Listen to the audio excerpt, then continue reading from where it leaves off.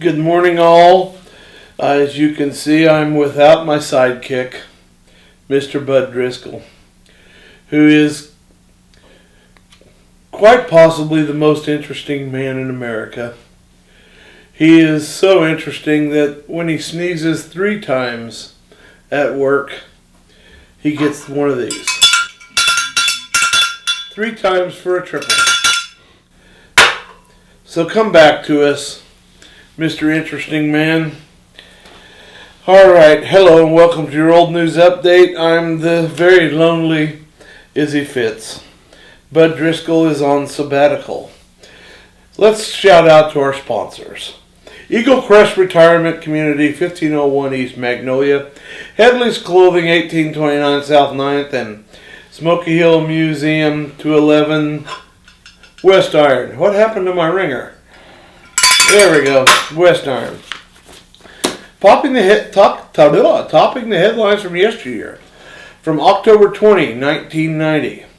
Mike Cease was inspecting a bridge on Cunningham Road a few weeks ago when a heavy truck crossed the bridge above him.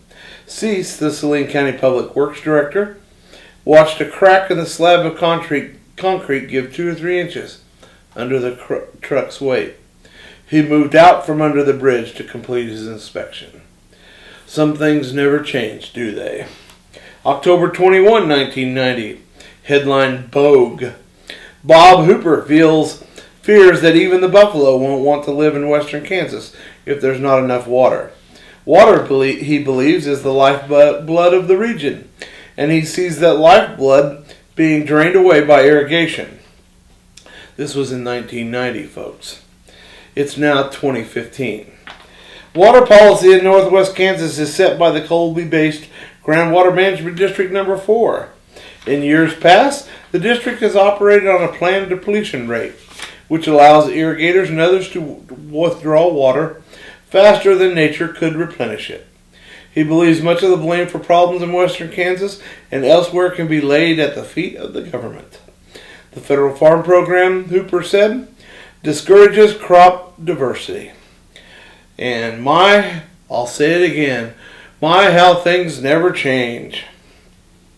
October 23, 1990, Dateline, Minneapolis. Salina Police Canine Handler Don Poor will stand trial on a felony charge of making a terroristic threat in connection with the arrest and alleged assault of Randall Liker. Liker, 21, formerly of Salina, and a companion, Tina Summers, 17, were arrested August 9, 1989 near Minneapolis following a high-speed chase. Liker was attempting to avoid a speeding ticket, which he feared would end his probation from a felony theft conviction. Liker said Poor threatened to kill him if the department's narcotics dog riding in Poor's car had been hurt during the chase. He also said Poor threatened to knee him in the groin. How things never change. Let's move on. On May 30th last, this was from October 24, 1965, McPherson College conferred a bachelor's degree on Dwayne E. Pope, a 22-year-old farm boy known on the campus as a quiet but likable football star and an average scholar. 5 days later, the neatly dressed young man carrying a briefcase walked into the red brick Farmer State Bank building in the main street of Big Springs, Nebraska. Population 510. While 4 bank officials and employees lay obediently face down on the floor, the lanky crew-cut bandit scooped up $1,500 from the cash drawers. Then, like a methodical executioner, he shot all 4 in the back, killing 3 and wounding the 4th. On November 1st, in a third-floor federal courtroom in Lincoln's downtown, Pope goes on trial for his life.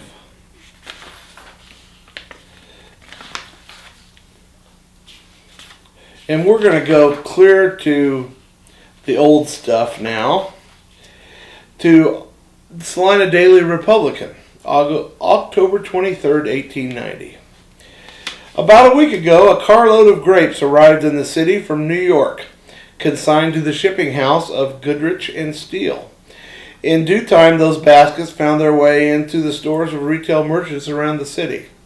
One man, about 35 years old, whose extreme modesty has restrained him from inviting any young lady to share his fortunes, happened to open up one of the baskets and was greatly surprised to find just under the cover a neatly folded note stating the following, and I quote, "We are two young maids free from all care. We have dark brown hair, beautiful eyes, and not many with us can compare. If any young man should have the good fortune to find this note, please drop a line to the undersigned."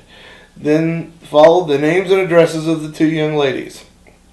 The young bachelor considered this an act of providence, and at once proceeded to answer the note and enclosed his photograph. He is now anxiously awaiting a reply.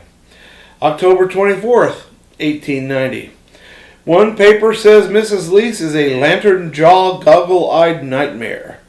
Another says she is a petticoated smut mill. Which is it?